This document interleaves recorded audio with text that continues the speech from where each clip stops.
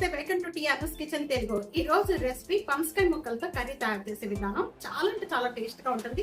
తప్పకుండా ట్రై చేయండి, అన్నిట్లో బాగుంటుంది. ఇది ఎలా తయారు చేయాలో చూసేద్దాం.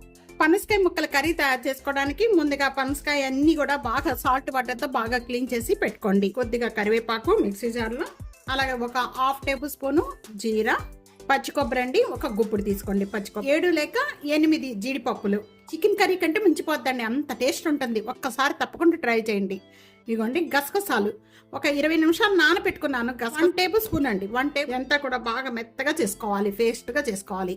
కొద్దిగా మీకు టైట్గా అనిపించింది అనుకోండి, కొద్దిగా వాటర్ యాడ్ చేసేసుకొని పేస్ట్గా చేసేసుకోండి. ఈ విధంగా మిక్సీ పట్టుకున్న మసాలా పేస్ట్ అంతా కూడా రెడీ అయిపోయింది. గసగసాల పేస్ట్. దానిలో 2 టేబుల్ స్పూన్ ఆయిల్ వేస్తున్నాను. ఆయిల్ బాగా కాయిపోయింది. కాయిపోయిన వెంటనే ఒక ఆనియన్ అండి ఇస్తున్నాను, ఒక 2 పచ్చిమిర్చి, కొద్దిగా దాల్చిన చెక్క, 2 యాలకులు, ఒక 3 లేక 4 లవంగాలు, వీటితో పాటు కొద్దిగా కరివేపాకు.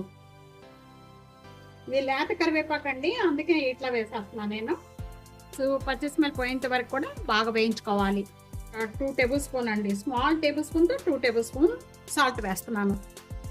ఆనియన్స్ కొద్దిగా కలర్ చేంజ్ అయిపోయిన వెంటనే కూడా 1 tablespoon ginger garlic paste. నీళ్ళు కూడా పచ్చి స్మెల్ పోయేంత వరకు కూడా బాగా వేయించుకోవాలి.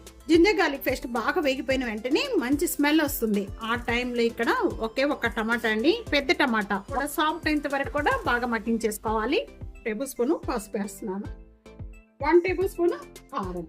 ముందుగా మిక్సీ జార్ పట్టుకున్న ఈ మసాలా పేస్ట్ అంతా కూడా కొద్దిగా వాటర్ యాడ్ చేసేసుకొని ఇదంతా కూడా ఈ విధంగా మొత్తం కలపండి. ఒకసారి బాగా ఈ గ్రేవీ లాగా వేసేసుకుందాము. ఇలాగా వేసుకోవాలి, బాగా ఫ్రై చేసుకోవాలండి.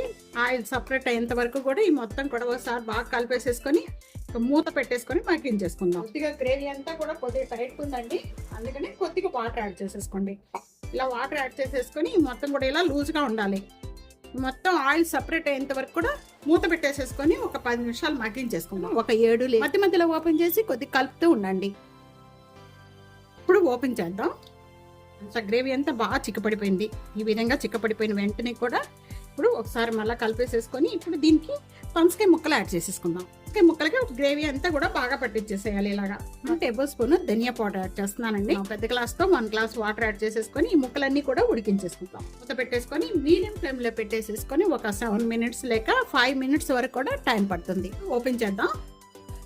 చూస్తున్నారు కదా, గ్రేవీ అంతా కూడా బాగా చిక్కపడిపోయి చక్కగా పైన ఆయిల్ అంతా కూడా ఈ విధంగా సపరేట్ అయిపోయిందండి. ఇలా సపరేట్ అయిపోయిన వెంటనే కర్రీ రెడీ అయిపోయినట్టు. ఇలా రెడీ అయిపోయిన వెంటనే కూడా ఒకసారి బాగా కలుపుకుందాం.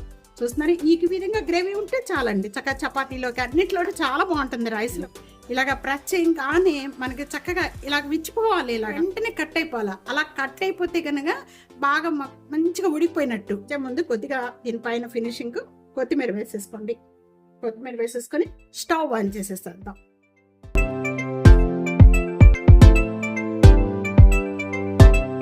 ఈ రెసిపీ ఇదే విధంగా తప్పకుండా ట్రై చేసి నాకు ఎలా ఉందనేది కామెంట్స్లో తెలియజేయండి. వీడియో నలుగురికి షేర్ చేయండి, లైక్ చేయండి. టీ అనూస్ కిచెన్ సబ్స్క్రైబ్ చేసుకోవడం మర్చిపోదు friends. Thank you for watching. Next వీడియోలో మళ్ళీ కలుద్దాం. అంతవరకు సెలవు, బాయ్.